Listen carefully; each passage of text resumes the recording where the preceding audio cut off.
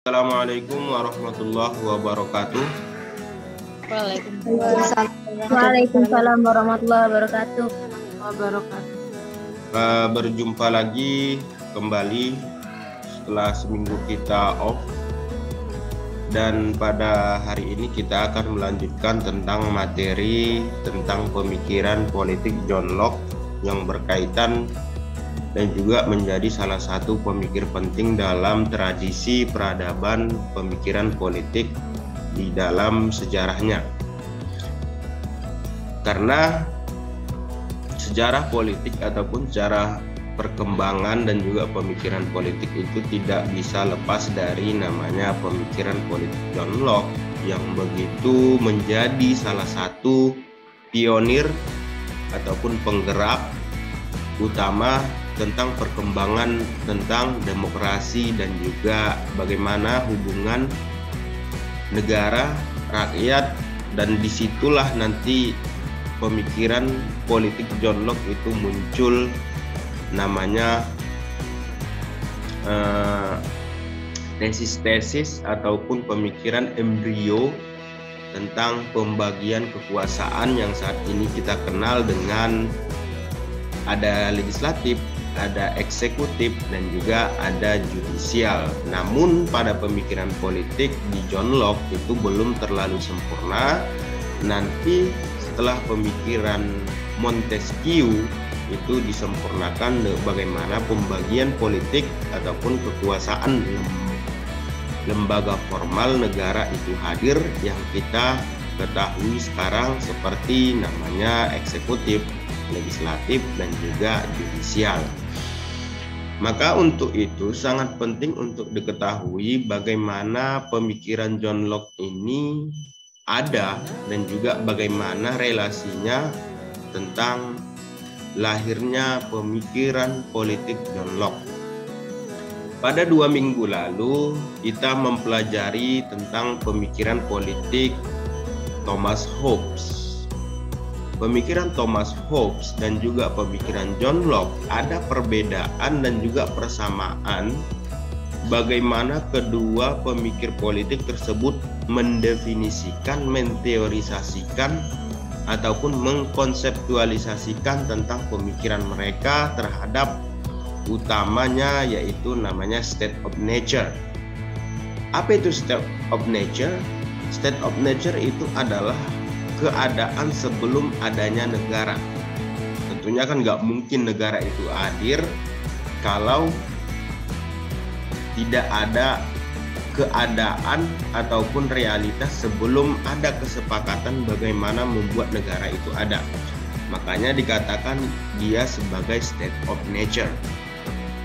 Sebelum kita jauh membahas tentang pemikiran politik John Locke, tentunya kita harus mengetahui yaitu masa lalu ataupun bagaimana, di mana, dan juga bagaimana pemikiran politik John Locke itu dipengaruhi. Tentunya nggak mungkin dong tiba-tiba John Locke ada dengan mencetuskan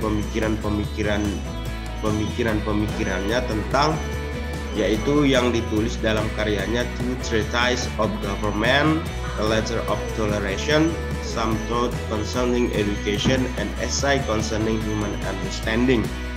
Tentunya dari seluruh pemikiran yang dibukukan dalam judul Two Treatises of Government tentunya sangat dipengaruhi tentang masa lalu di mana dia hidup dan juga realitas ketika dia hidup. Makanya kalau kita ingin melihat bagaimana perilaku, bagaimana tingkah laku dan juga cara berpikir seseorang sangat dipengaruhi oleh masa lalunya. Entah mungkin dulu dia pernah merasakan sakit ataupun dia pernah dulu merasakan suatu hidup yang bisa dikatakan jauh dari sempurna. Tentunya itu menjadi suatu batu loncatan ataupun yang sangat mempengaruhi pemikiran seseorang. Kalian juga pasti tentunya.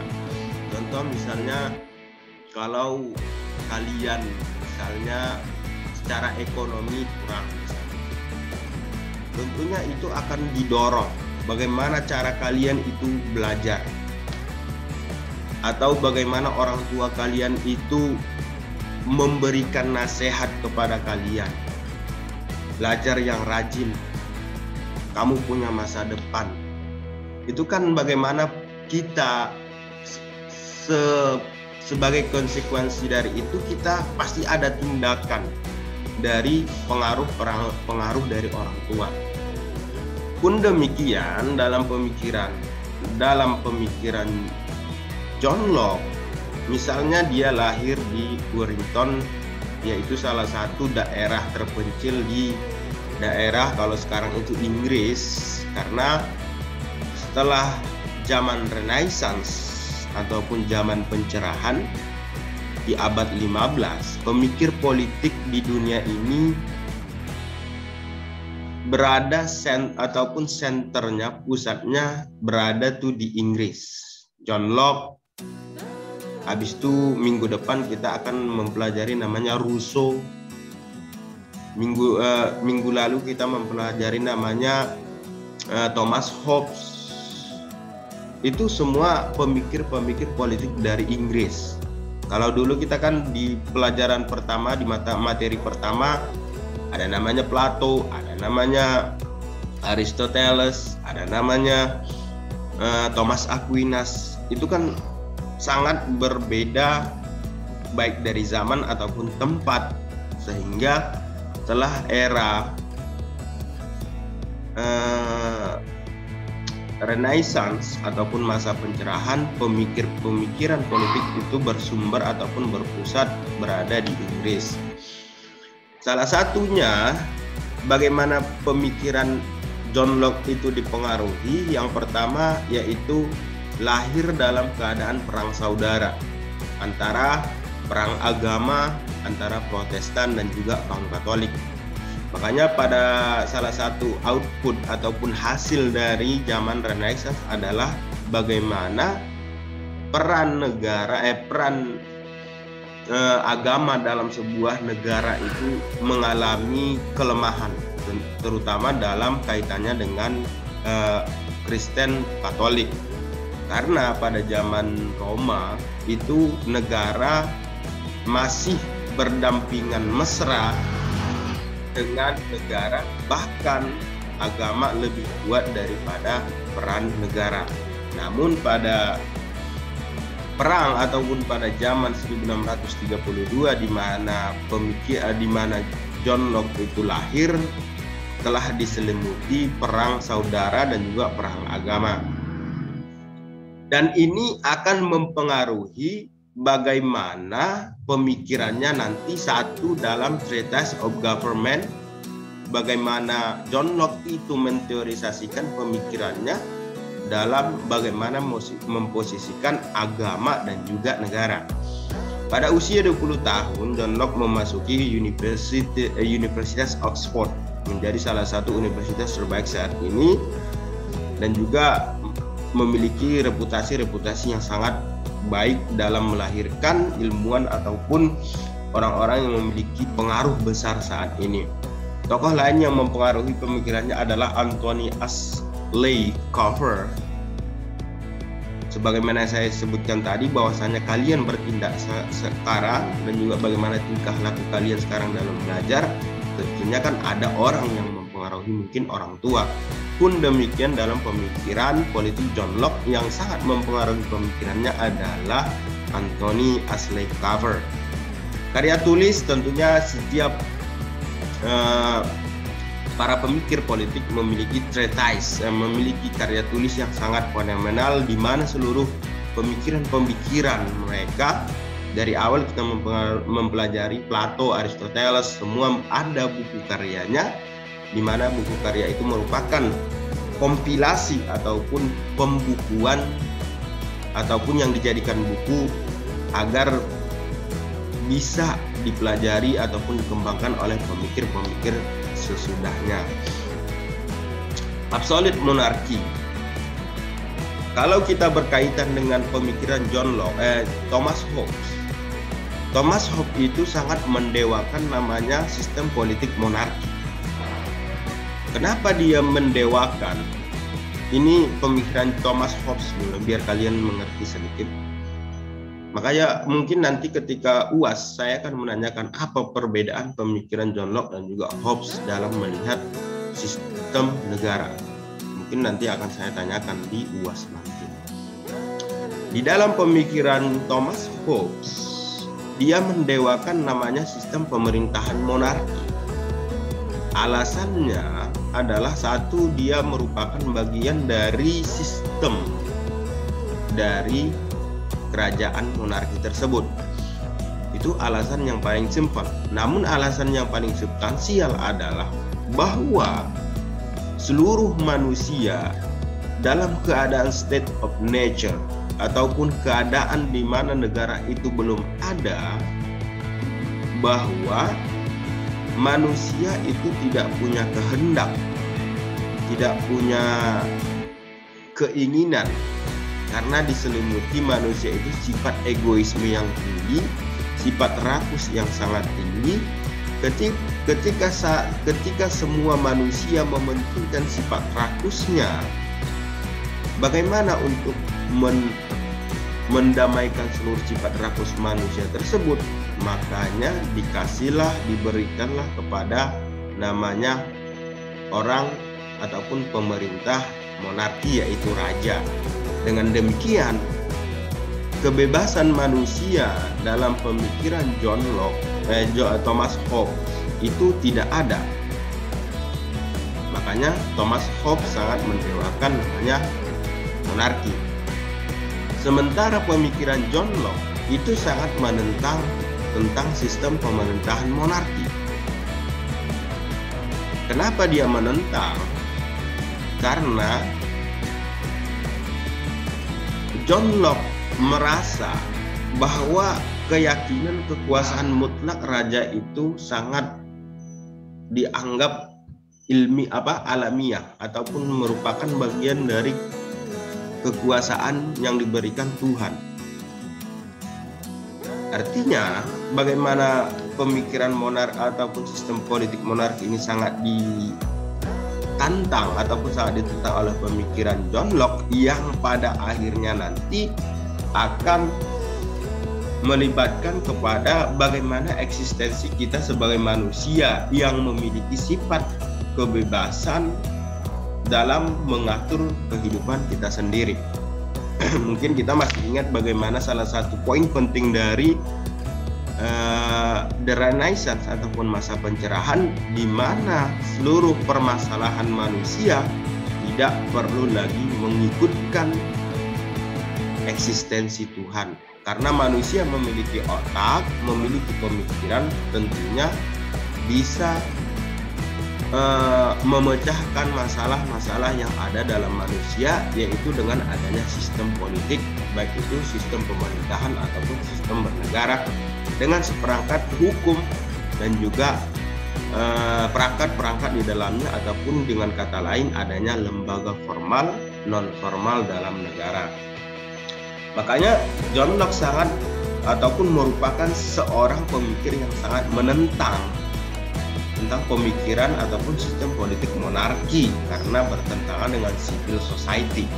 Civil society, kalau mungkin kalian masih ingat, bahwa salah satu poin penting lagi dalam pemikiran ataupun lahirnya zaman pencerahan adalah bahwa manusia memiliki kehendak tersendiri.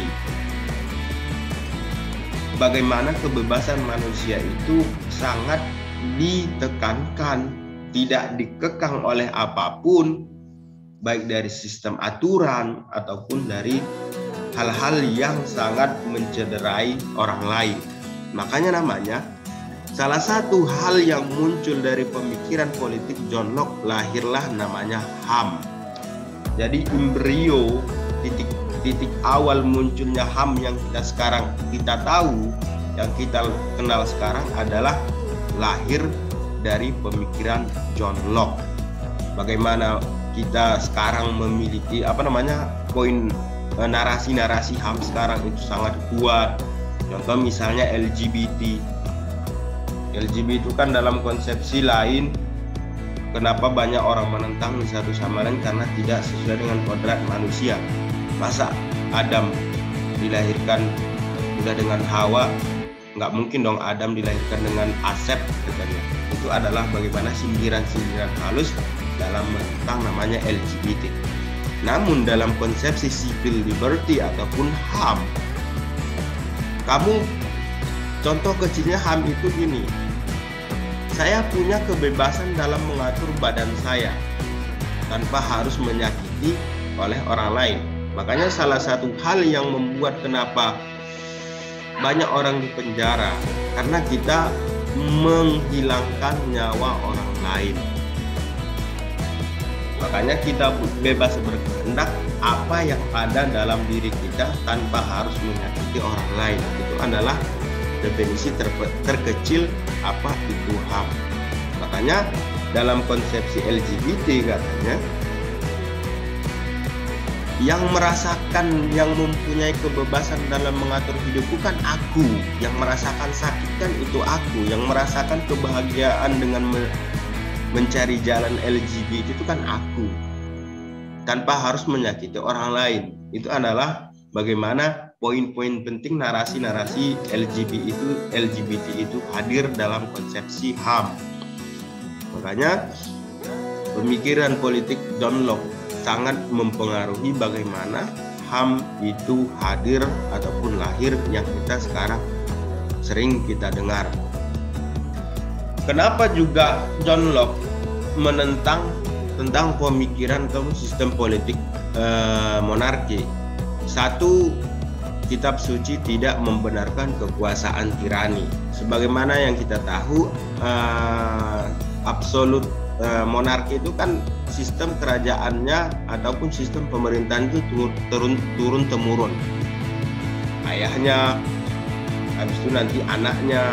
Mungkin kalau kalian sering belajar tentang sejarah bagaimana misalnya kerajaan-kerajaan di Indonesia dulu, baik dari yang bersifat Hindu, Buddha ataupun Islam, itu kan banyak secara turun temurun.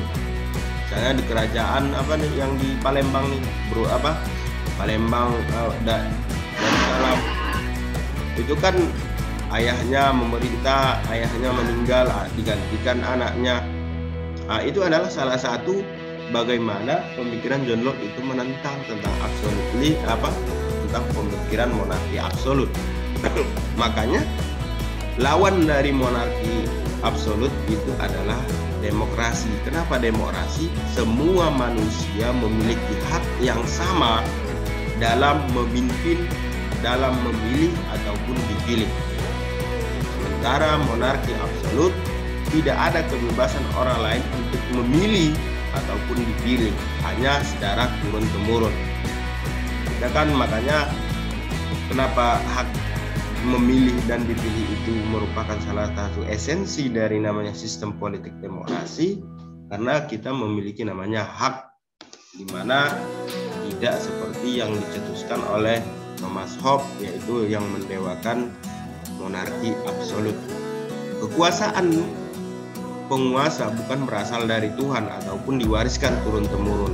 Sebagaimana yang saya jelaskan tadi, bahwa udah sistem pemerintahannya itu turun-temurun dan juga bukan bagian dari kekuasaan yang diberikan oleh Tuhan dalam pemikiran John Locke.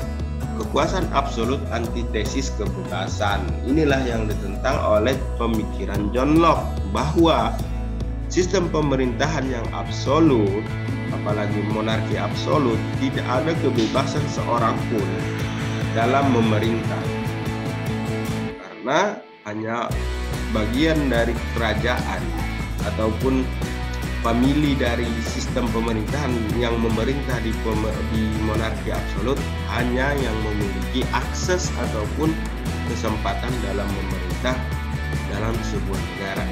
Manusia dilahirkan dengan kesamaan derajat. Karena manusia memiliki kesamaan derajat yang sama ataupun equality before the law. Kalau dalam konsepsi hukum itu ada namanya konsepsi yang sangat penting yang dipahami yaitu equality before the law, semua sama di mata hukum.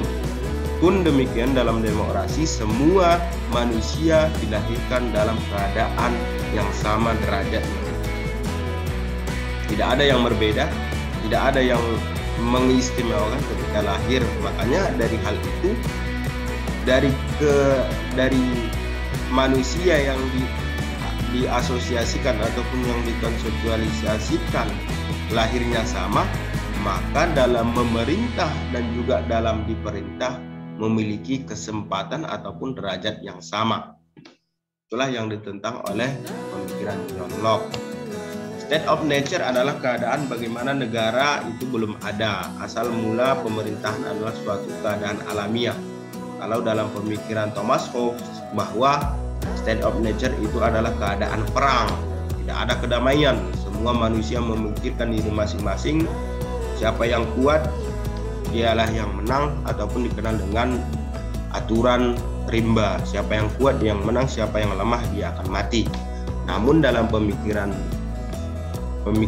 John Locke bahwa state of nature itu adalah bahwa suatu keadaan yang alamiah di mana penuh kedamaian, kebajikan dan saling melindungi, penuh kebebasan, tak ada rasa takut dan juga penuh dengan kesetaraan. Tentunya sangat berbeda lagi dengan pemikiran Thomas Hobbes dalam mendefinisikan tentang state of nature.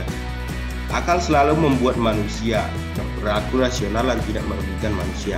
Kenapa state of nature itu penuh dengan kedamaian, kebajikan, saling melindungi? Karena manusia memiliki akal ataupun berperilaku rasional yang tidak merugikan orang lain. Karena John Locke sangat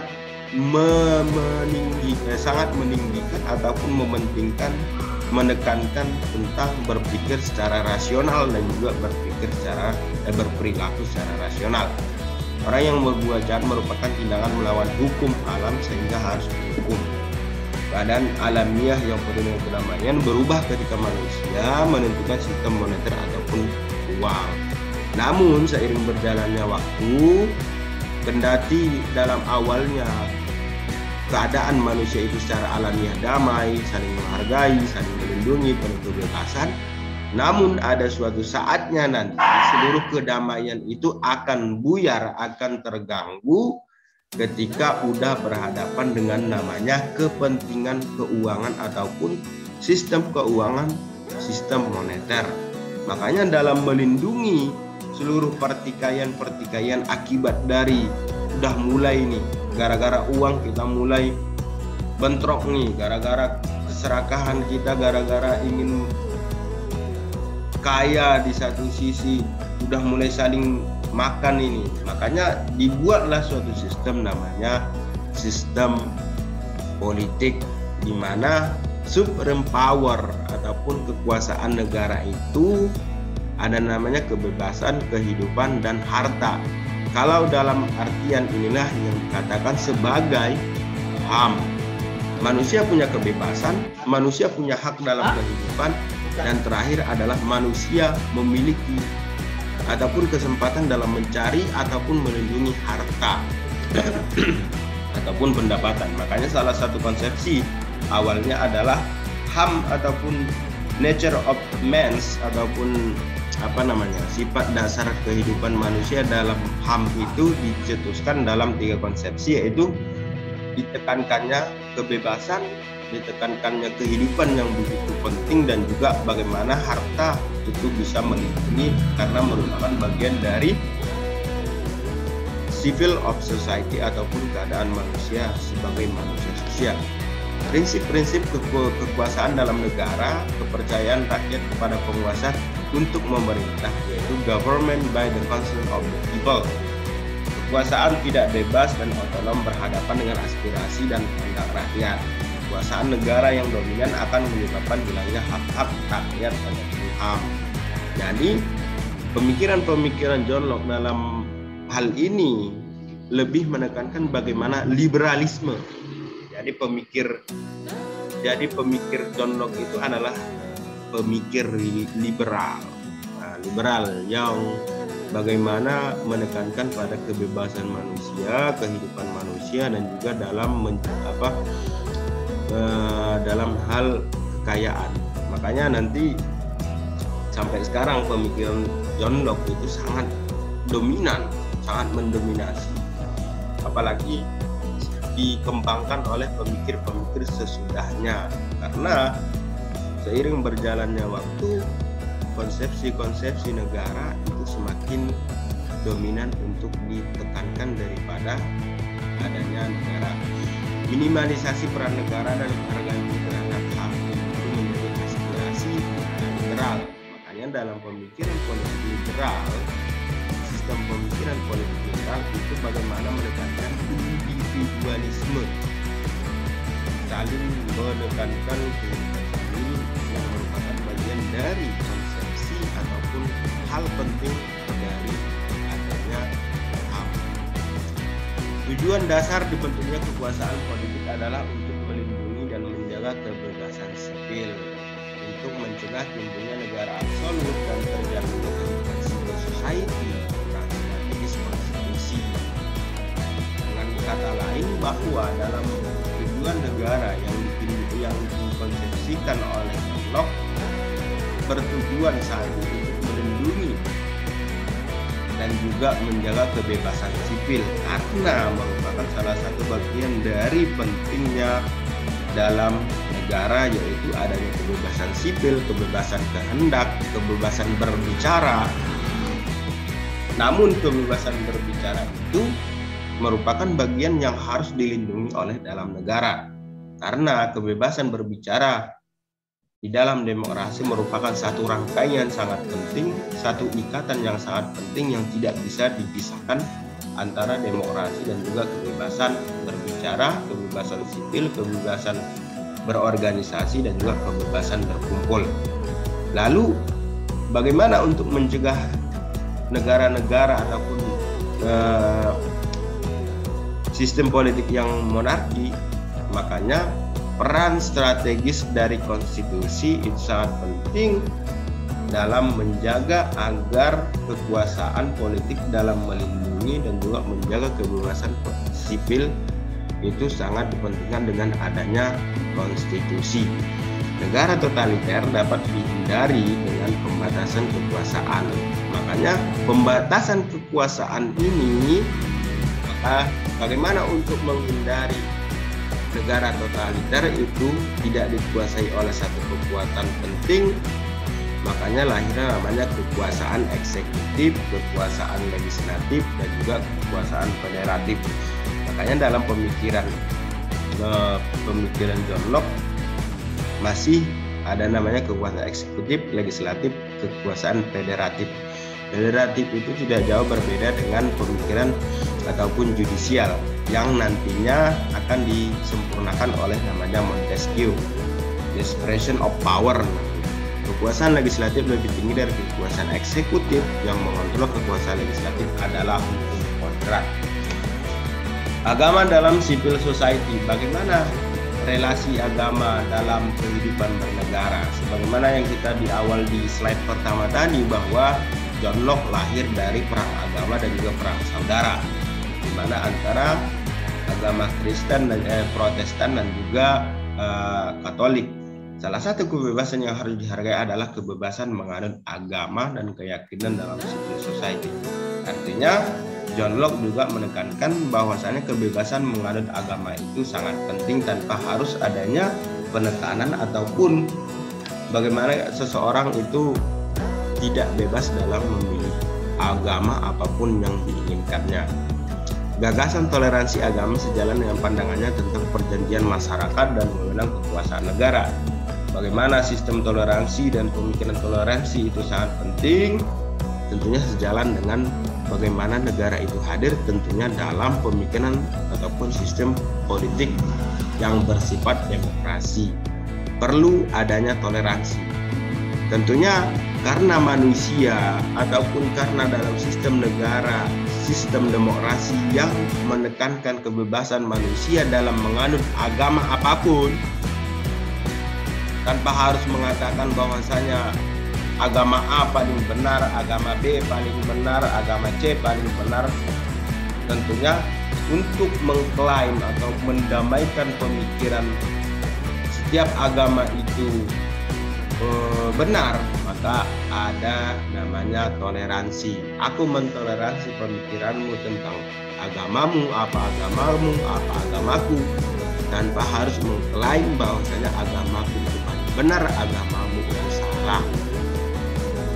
Karena di zaman sekarang itu tentunya sebagai kita pasti mengatakan bahwasanya agama Islam itu paling benar. Ketika misalnya agama Kristen, pasti dia juga menganggap agama itu paling benar, dan juga agama Hindu, agama dia tentunya dalam pemikirannya, dalam keyakinannya pasti agama ini adalah paling benar.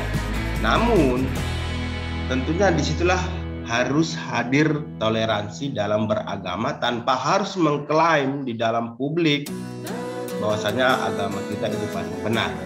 Tentunya itulah bagaimana eksistensi agama dalam kehidupan bernegara sangat dipentingkan toleransi itu hadir agar seluruh kebebasan dalam menganut agama itu bisa berdampingan tanpa harus mengklaim agama ini paling benar, agama itu salah, agama ini paling benar dan juga agama lain itu salah.